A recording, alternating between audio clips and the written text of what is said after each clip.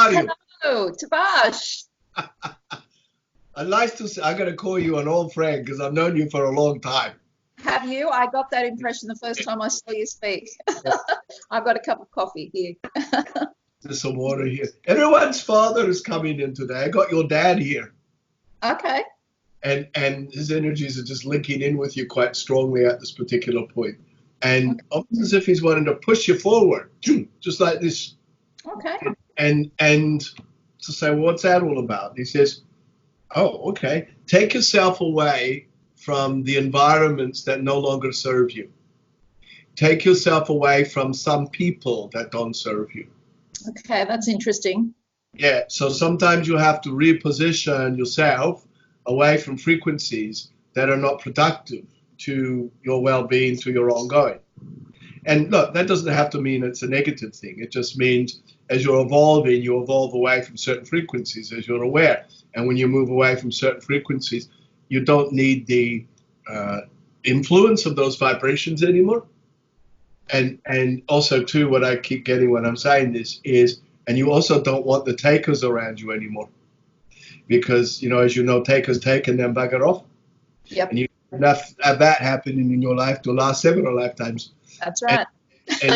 But then, such as your generosity as a giver. So it's like you wear that sign around you, then, of course, it's like free for all. And that's why it's interesting about 2020 for you, because I feel that what you're doing is you're moving away from a completely different old model of reality into a whole new model of reality. And as you move into a different model of reality, and I know you'll understand this when I say to you, because as a light worker, this is your mission. And therefore you get to this place, Blair's got to the same place too, where you're really more involved in your God nature than your human nature. Even though you're human, in your bodies, but your true nature is your God nature. So you get to this place where you outgrow human beings. You outgrow the nature of human beings. And as you outgrow that, obviously it doesn't mean you don't align with them, but your motives for aligning with them is different, because most people are aligned, and you're still no exception to the case at times, but people get so involved in their human nature and all the emotions that go with it. And then you get to this place where, as a God in a body, you have to make these different arrangements now. And this is what you've been doing pretty much over the last 7 months, actually, is making all these different arrangements with yourself, physically, emotionally, mentally, spiritually. I notice stuff, energy downstairs here that you've been sort of carrying for too long. Okay.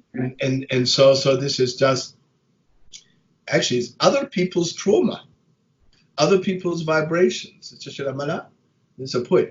Sometimes when you do readings, you forget to empty yourself of the energy. Okay.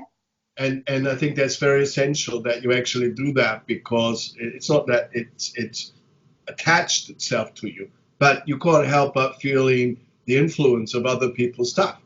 Yes.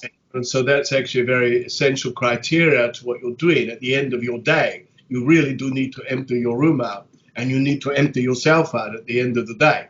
Okay. So that you stand in a more neutral perspective, basically, because there's so much more of source energy that's been made available to you now. So as you become, as I put it in my words, God more, then the God more part of you is sort of elbowing the human nature part of you out of the way. And therefore you've got more of source energy flowing through your physiology in ways that you have never had before.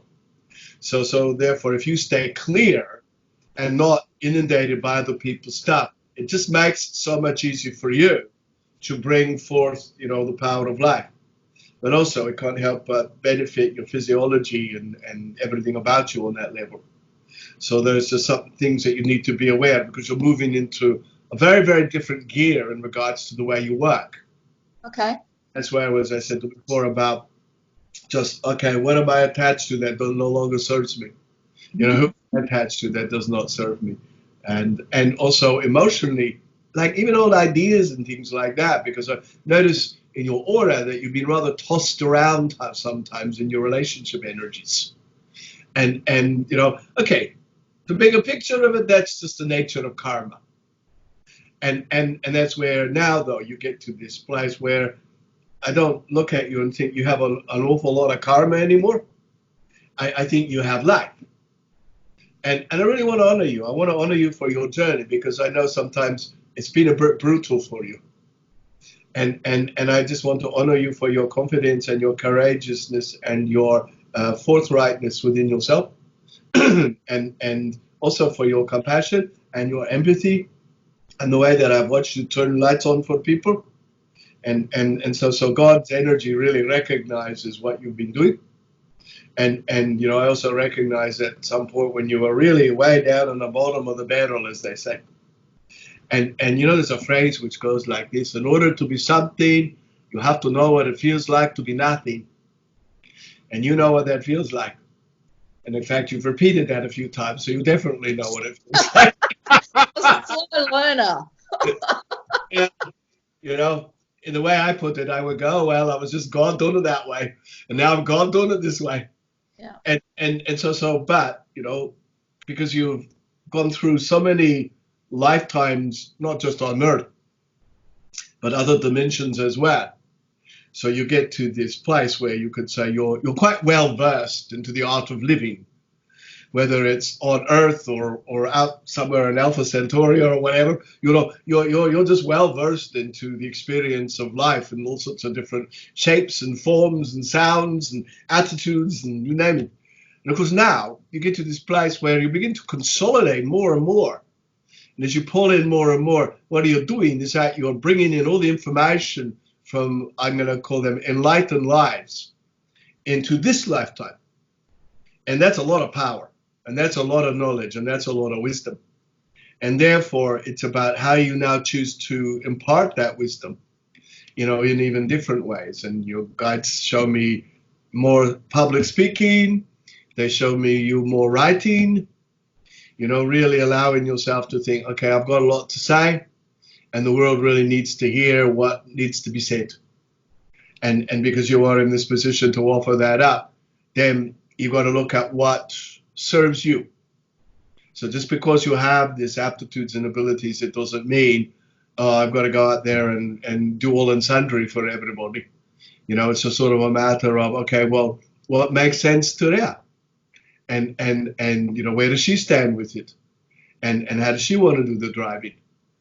And so this is this time that I find you in now, where you got to look consciously at the terms of this new model of life reality. And when you look at the terms, it's rather like writing this part of your story and being conscious of how you wish that story to be. Not making life a destination. I don't think that's necessary, but more, these are the experiences that are essential for me to have.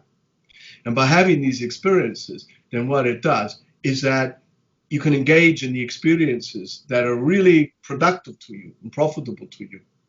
And that way you can be really assured of whatever your destination is, you're going to know that it will be one that will support who you are in mind and body and spirit terms.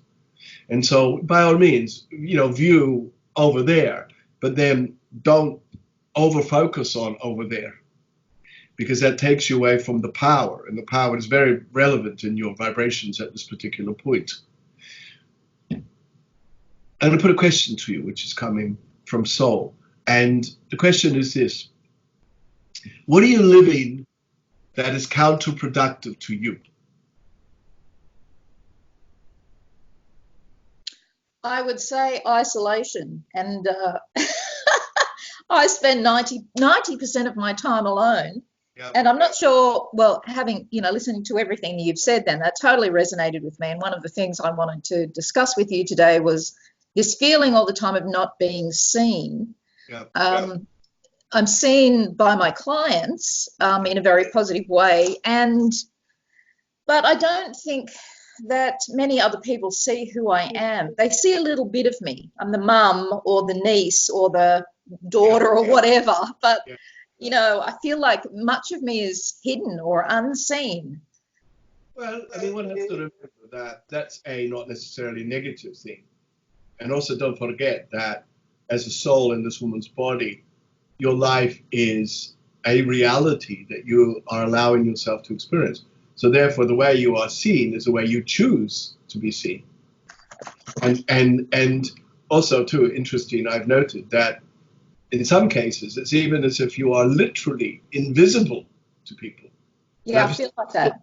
Well, I've seen people walk into you and go, Yes, I didn't see you. And that is happens all the absolutely, time. yeah. And that is, that's what happens when you become more godlike in your vibration. You start to resonate to such a degree where you literally become visible to invisible to some people.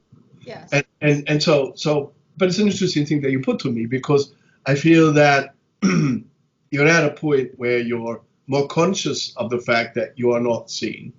Therefore, you've reached a place where you're deciding, all right, well, at this point in the junction of my life, what ways do I choose to be seen? Yeah. Now, this is all to do with everything is a vibration, because remember, you are all frequencies, you are vibration. And therefore, if you are seen in too many ways that aren't necessary for you to be seen, then what ends up happening is that you end up over focusing on certain frequencies and vibrations in unnecessary ways. And you could be using that vibration for something completely different. And so this is the whole thing about being God. Life becomes a very selective process. And it makes me recall something someone said to Blair once, and he was just sitting quietly and he was just staring into space. And someone says, "Oh, what are you thinking? You look like you're deep in thought." And he looked at his friend and said, "Oh, I wasn't thinking anything." And they looked at him and they go, "Well, what do you mean you're not thinking anything? How can anyone not think anything?" And Blair says, "Well, I often don't think anything." And then as he went on to explain, "I think when I need to think, but when I don't need to think, then I don't." And they say, "Well, does that mean it's just a blank?" And he says, "Well, it's not exactly a blank, but it's just a vibration. And therefore, I'm not going to over focus on stuff I don't need to." And that's what happens when you work with spirit so much. You get to the point where you want to use life's forces in very specific ways.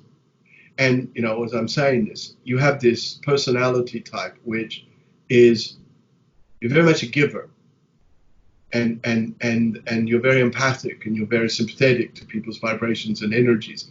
I've watched you a lot over the years adapting yourself to suit other people's needs, which is all very honorable and all that sort of stuff.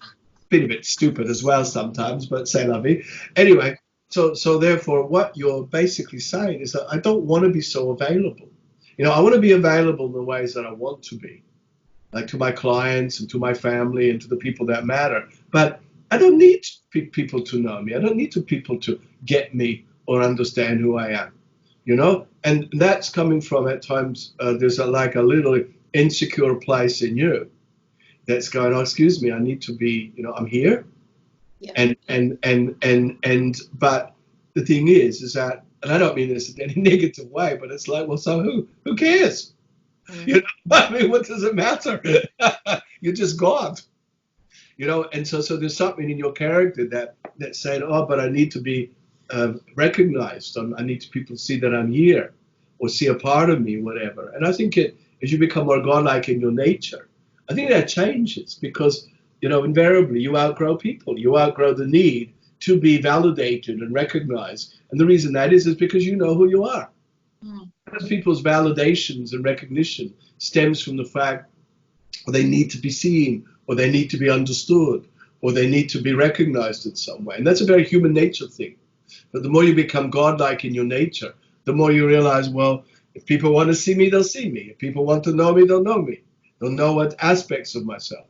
But I know who I am, and I know where I stand, and I know what I'm doing, and that's what matters.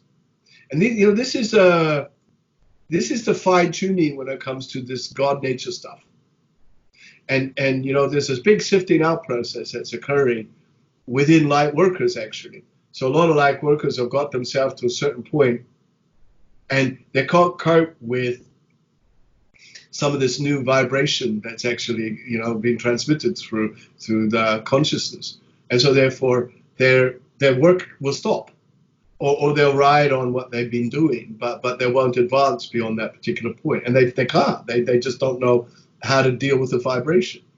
But then I get souls like you, I get souls like Blair, where you guys are just going for gold, and you'll just consistently keep adapting But the thing is about this is that it does isolate you.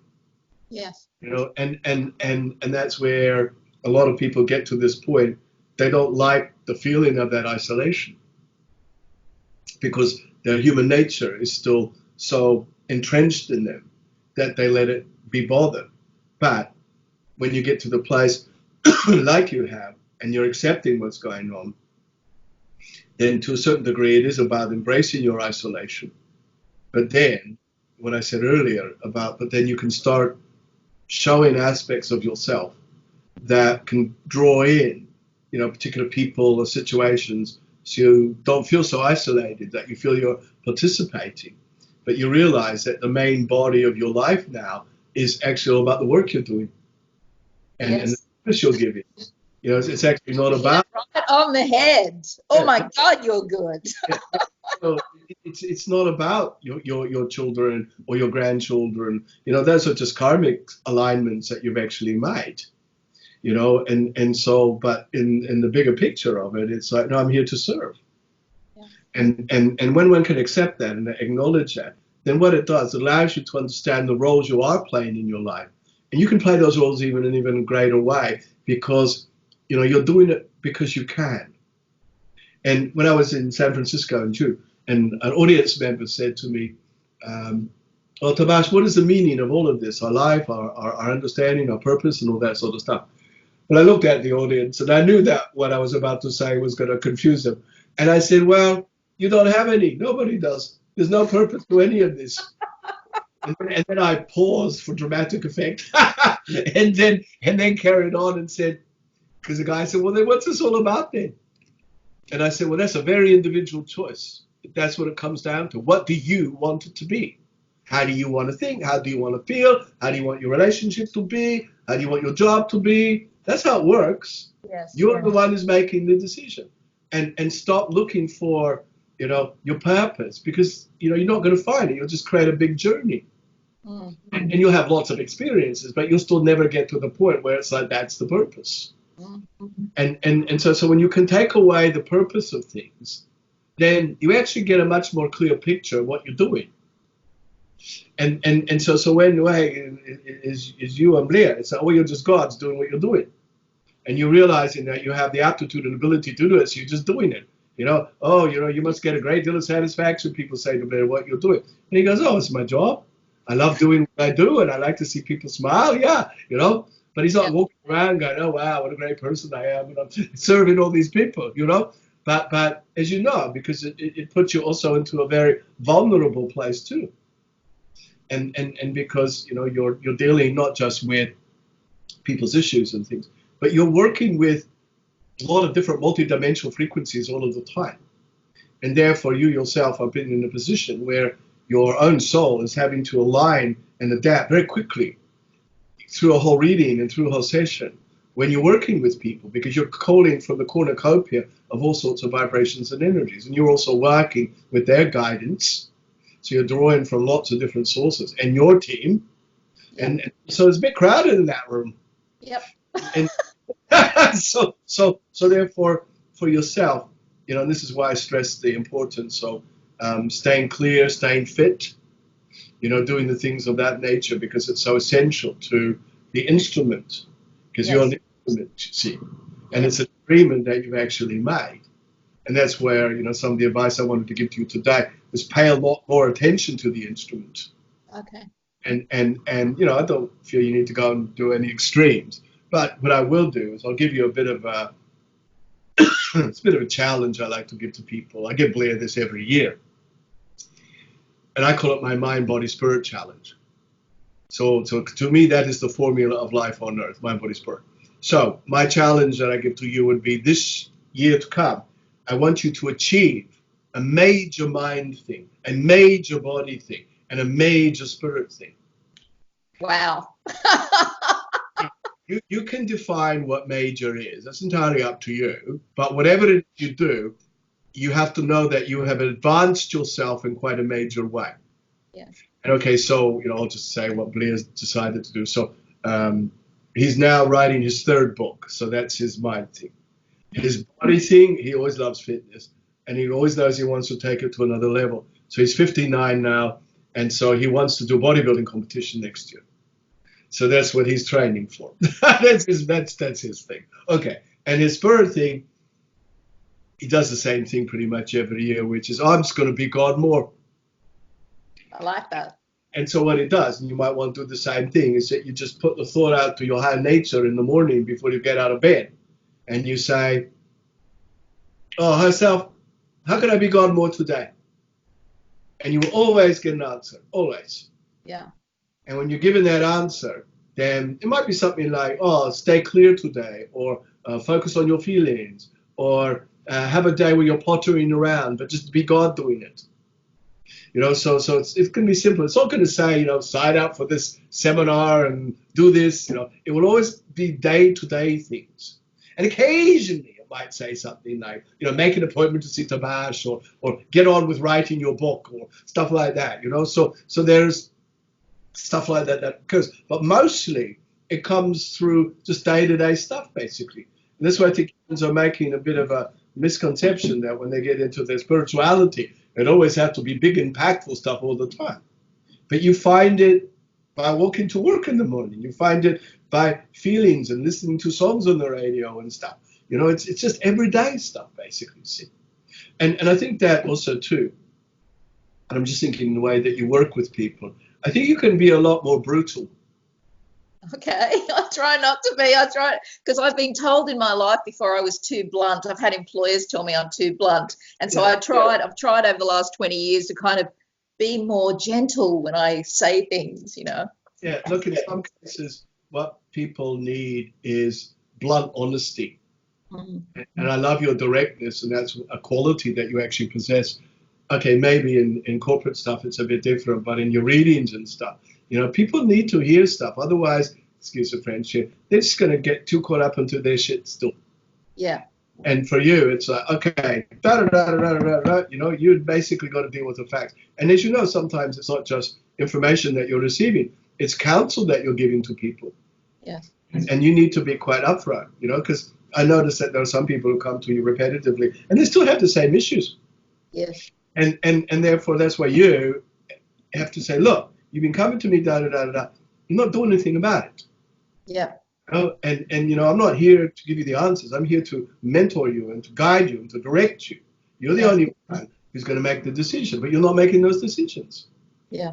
And so you got to be a little bit more upfront about that. I mean, you gauge carefully who you could say that to. But I just feel, you know, you will do it in a way where you'll be very gentle with it. And so it's not about, you know, being like, you know, Attila the Hun or something. You know, you just got to realize that, no, I am a blunt person. And I got to use this sometimes because that's what some people need. That's the only way that they're going to hear. Yeah. And you can say to people, look, I'm not telling you off. I'm just saying, look, this is how it is. What are you going to do about it? And also sometimes, because you're a very good planner and organizer for people, and then you could follow it through perhaps and say, okay, well, and that's where spirit will step in too and help you and say, okay, well, this is what we've created for you. Here's a regime. You follow this, things will change. You don't, it changes. Mm. You know, and also too, I feel that you need to siphon out some people's vibrations. You know, it's like, you know, because it's no point. Yes. You know, so for yourself, it's like, I want to deal with people who, you know, are taking this and doing something with it. Yes. And that's the sort of person that you are. And that's where you got possibly bigger teaching roles in the future, where you can put together seminars, weekend stuff, things like that. Maybe even in the future we could collaborate and do something. Yeah. Well, I think that's important because collaboration of like-minded vibrations is what's very much needed, you know, on this planet. You humans have a phrase which is united we stand, divided we fall. You have a very pure energy, a very aligned energy, and a very clear energy. You're very altruistic. You have no ego. You're completely open. Well, I mean, your human nature likes to be. I was just thinking about that this morning when I was on my walk. I'm going to ask Tabaash about my ego because I'm all the time catching myself. Oh, that's your ego. Let go of that. That's your ego. That's your ego. Like I'm really aware of it, you know. I don't look at you ego at all. I think you've got quite an awareness of yourself. And I think you're perhaps being a bit ungenerous to yourself. And I mean, you are who you are, but I don't look at it from a point of ego. I mean, you're a beautiful woman, you're a bit quirky, you got ways about you, and that's just you. That's your personality idiosyncrasies, you know?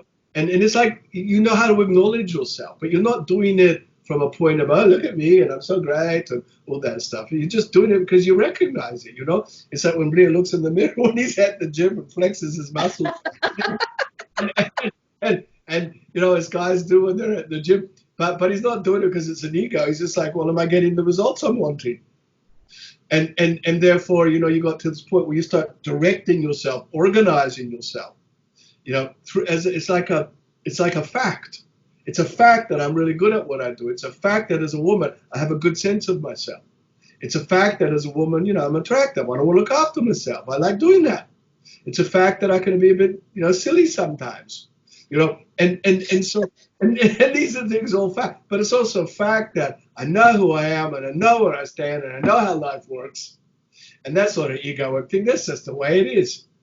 There's a lot of people that work in our industry that I think are very narcissistic and in their ego, and I always try to, walk that line between speaking the truth about who I am and what I can do and what I've got to offer, but being humble. Do you know what I mean? And it's a fine line to walk. Yeah.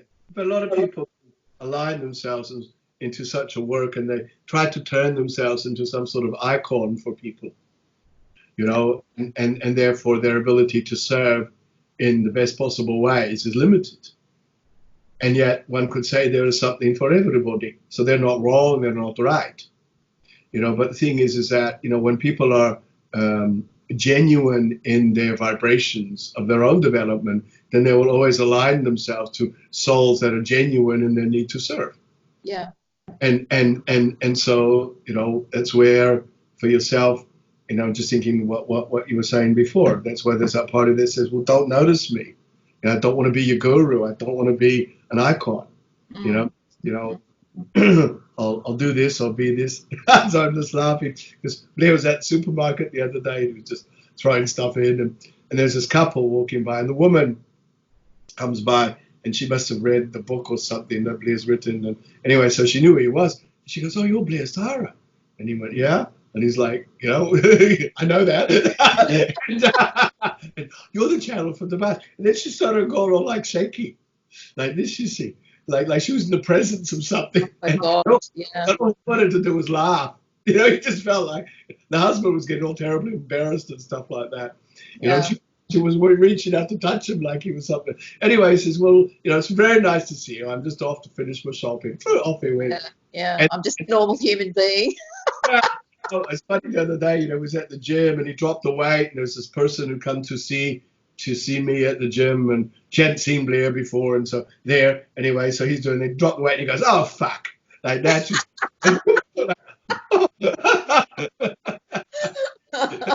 So he decided that the name of his next book is going to be "Just Because You're God Doesn't Mean You Can't Say Fuck." Yeah, exactly. It's one of my favourite words. I tell my clients all the time, you're allowed to use that word around me. I like that word. Yeah. So, so as you're moving on to this other level of working with Source, then you got to do what's natural to you. You read the vibration, you gauge what's going down, but you got to realize that, well, I've just got to be really alert and aware here to the fact that I've just got to be myself. Yeah. Which means that I'm a straight up person, and there's some people I've got to be a lot more straight up. Yeah, I mean, that was one of my questions I wanted to ask you today. Being a human being, I want to label everything. I want to pigeonhole it, which I know, it's probably the wrong approach. But, I've been following channeling for a lot of years, and I've been told by lots of other channelers that, I'm channeling an energy which I can feel, and have been able to do that since about 2007, an energy that comes into the right side of my body. And I've been told that is the energy of that mythological presence that was the goddess Maat in Egypt, and seems to have been the mother of the gods through many different civilizations, Ninsur, Hag, Mami, all of those are all the same energy. Yep. And so that's happening. But when I work with clients, I've tried voice channeling and I just feel completely ridiculous. Like I feel like I'm making it up. Yep. And I know people have told me, just act as if you are channeling and then it will happen. And so I've tried doing that. I feel like a complete prat, like. So I'm unsure of what I'm actually doing when I'm doing my readings. I don't know whether I'm pulling on my natural, my psychic abilities, or just because, I had a childhood of trauma and so I'm hypervigilant and naturally empathic and I read people really well because of that. Like I don't really know what I'm doing or how I'm doing it. How I'm going to put it is that, you're basically just drawing from source. And you get to this place like you have now where you realize that there is no degree of separation to anything. And so you are a God within a woman's body accessing source power all the time. And therefore, where's the information coming from? Everywhere. And so, it's not about how am I doing this? It's more, I'm doing this. Yeah. And of course, I don't look at any influences that are diluting the clarity of the information. It also depends on the alignment between you and the person you're doing the reading with, because sometimes, as you know, their energies can be too dense, or something occurs where you just don't feel you can actually do the reading for them. Yes, that happens. But whenever that happens, it's usually because they're grieving. I've noticed that they've had some real loss in the last 12 months or something, and they're grieving, and I can't, it's like I can't get in, I can't feel anything. And I always say to them, have you had a loss? Have you lost someone? Because this is really hard. Yeah. Well, I mean, the thing is that, people come for things like that, they're almost looking more for a comfort and a mentoring rather than a reading. Yes. And that's where, as I said, with your honesty and bluntness, you should be able to just pretty much read the energy straight away when they walk into the room. And know exactly the way to approach it, basically. See, because when I looked at you when I came into the room, I thought, yeah, she's been through shit in her life. She's been through lots of abuse stuff in her life, and all that sort of stuff. And I'm thinking, but she's dealt with that. I'm not going to talk to her about that because that's boring. She's looked at it, she's forgiven. I want to talk to her about the God in her and the evolution of her work and all that sort of stuff, basically. See, and yeah, you could say that you are who you are because of what you've been. But I'm going to say you are who you are because that was your choice. Yes. So as a soul, you create all your environments and realities.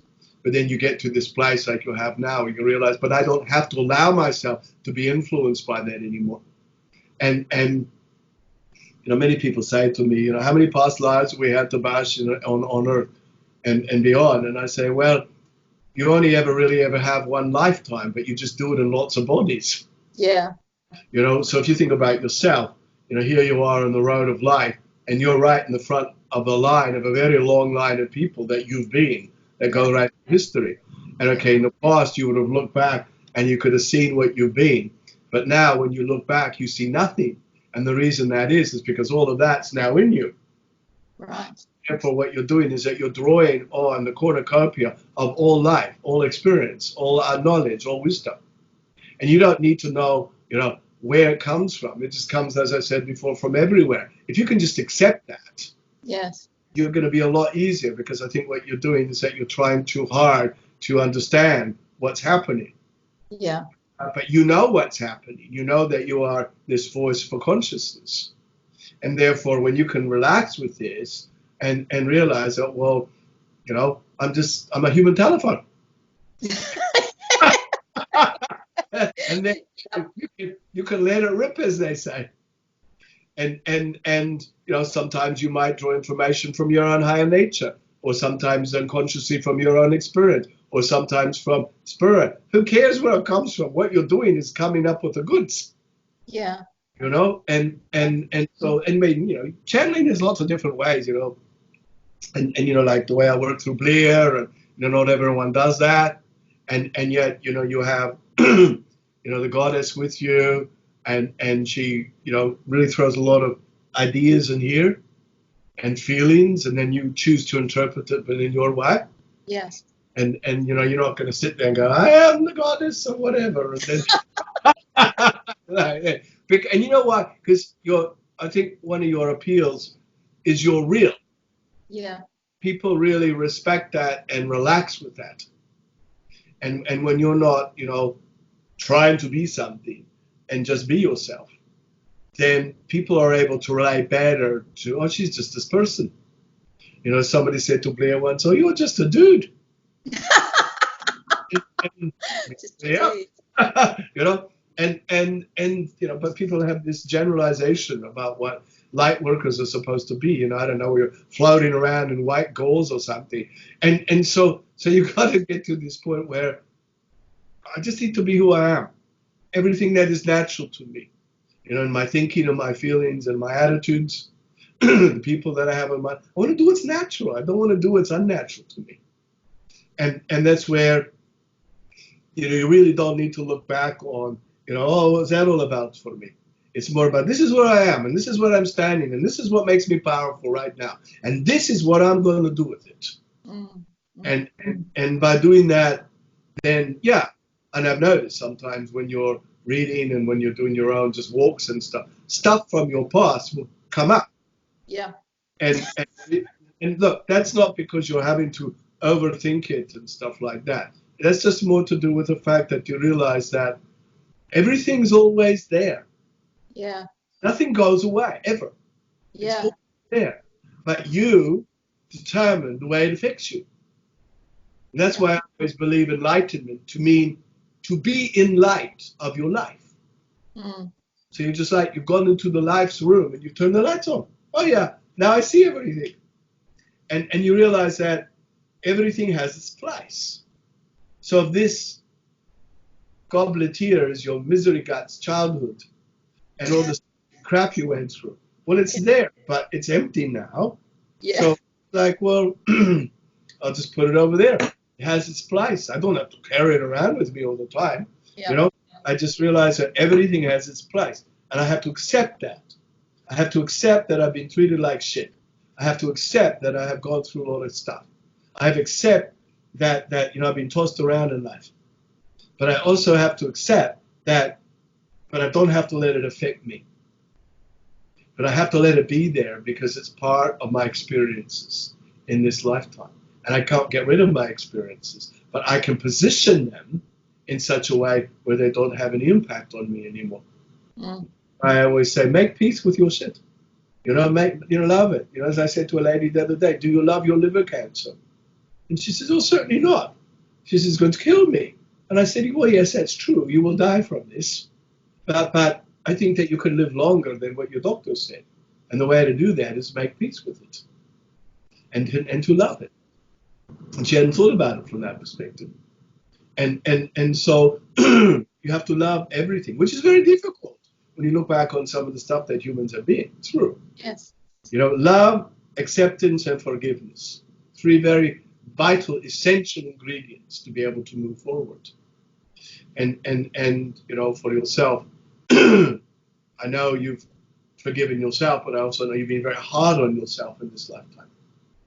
And that is really boring if people do that. Yeah. And I'm going to really accept someone of your guidance, and I'm going to really be on your back when I see you're being hard on yourself. Because with everything you know, you still do it. Yeah. You know? And everything, I often say to myself, what would you tell a client, Reea? If a client is doing this, what would you say to them? yeah, totally. And I hear you say to clients, don't do this, and then you go and do the exact thing. and so it just goes to show the importance of really paying attention to you know, walking your talk, as your people say. Yes. And that doesn't mean you've got to over focus on anything. It's just being God. Like I said, how can I be God more today? Yeah. You know, a really good affirmation you can use is, you know, just I am God. I am God at the supermarket. I am God with my grandchild. I am God, you know, going for my walks. And the more you affirm that, the more you're training your physiology to recognize that as a natural vibration, a natural frequency. You know, being all this God stuff is really easy. Humans make it so complex. I am the goddess, not God. I use God as a non-generic term. I know you do. Yeah. I'm just saying. Well, I had a major feminist here once before, and she was taking great offense, And every time I said God, she'd go, goddess, and all that. And sort of then I stopped and I said, look, you're getting yourself all wound up. You're not even listening because you're waiting to pull me up on the next thing. Yeah, when you're saying that, I'm thinking, if you portray yourself to yourself more from your God nature, then that's your vibration. Yeah. And therefore, it's that vibration that can often alter the way people are because they're no longer sensing the human nature, and therefore they don't react to the human nature. Yes. Whereas if it's like Nelson Mandela said in his speech, as you let your own light shine, you unconsciously give other people permission to do the same. Yes. And this is how it is for you now. You have to let your light shine. And I read something to you. Hang on, I just get it. Something God wrote at the back of Blair's first book. And it went like this. There will always be people who disagree with who you are, what you think, and what you will do. At times, you will be challenged with this in your life. But turning the other cheek is not the answer. There are non-aggressive ways that allow you to stand up to your adversaries so that the energy bullies do not overwhelm you. They are not wrong. They are simply feeling, and expressing what they believe to be right. Right is only right because that's what they've invested in. If you invest in believing that what you are is profoundly powerful, ambitious, successful, you will succeed with all your ideas, and you make being the ultimate creator your natural ambition. Turning the other cheek on you shows you the view from that angle. Stand up to life and don't put up with the thing. For putting up only puts you down. Standing up in life makes you taller and shows you all the view. When you do that, you are not small, you are all. That's beautiful. Thank you for sharing that. Yeah. You want to live like that. Yes. Yeah. I gotta go. You got more questions? It's just that I was just going to say it's the judging myself all the time from third dimensional reality perspective. I feel like I've got a foot in both worlds all the time, and I feel my natural progression is everything that you've described to me today, but that, I still have to live in third dimensional reality, and I feel myself being judged by others who don't understand, and, and I'm kind of stuck in that. Well, you don't have to be stuck. You can just accept it and just then carry on and doing what you have to do. Yeah. Because you're not here to be understood. You're here to be you and do what you have to do. And you have all these qualities that have to be expressed. And if you're using life's forces to try to justify yourself or explain yourself, then how can you be yourself? And most people are doing that because they're so bothered by someone's perspective or someone's opinion. Yeah. And it's not that you deny yourself of what you're feeling, because people, even when you're God, your feelings will be hurt. But then you realize that as God, you've got to have your moment and then put it down. And so you can't suppress your anxiety and all that. And, Blair was driving through town the other day and some dude ran a red light and nothing happened. Nobody crashed, but Blair made a few choice words like, anyway, and then he stopped and he looked up and he said, "Oh, it was God saying that."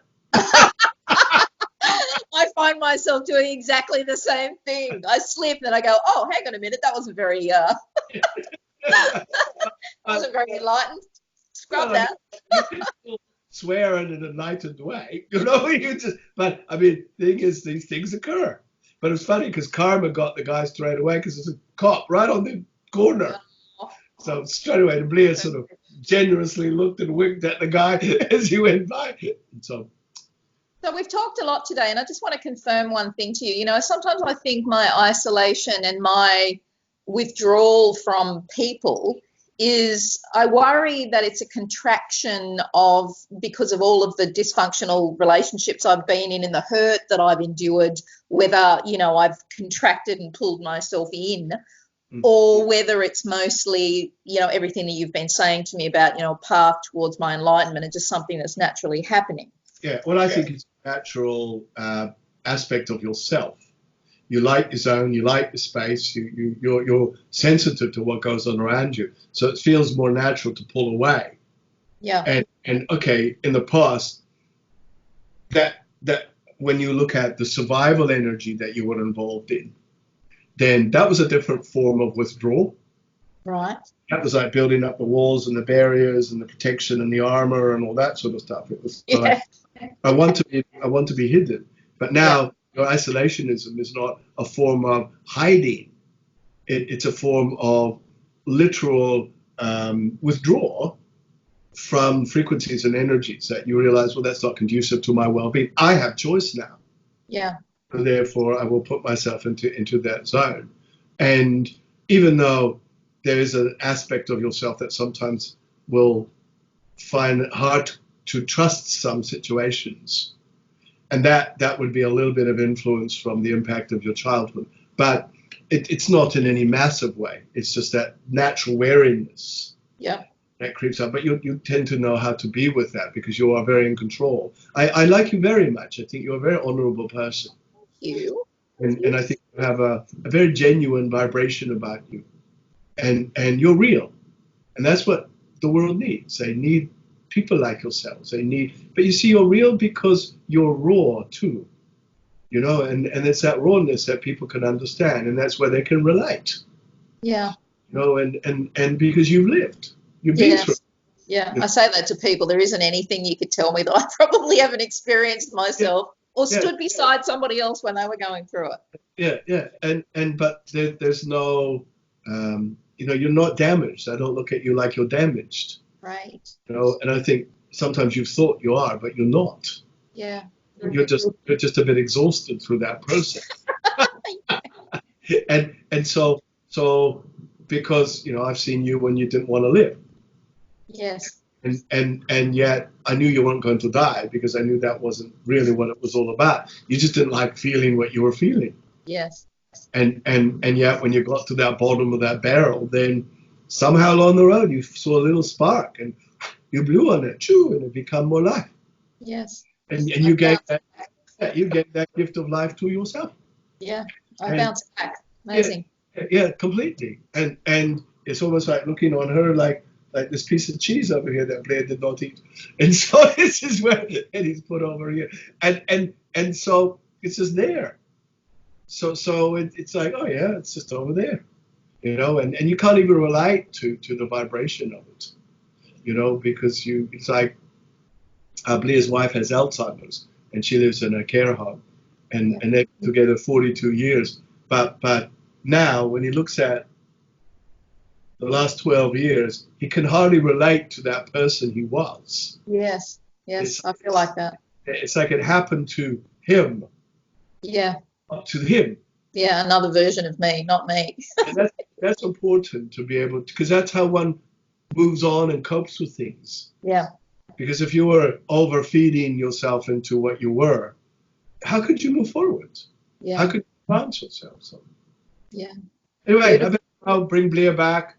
It's been a joy. Thank you so much. I have so enjoyed our conversation. I feel like a really great connection with you that is just beautiful. And so thank you from the bottom of my heart.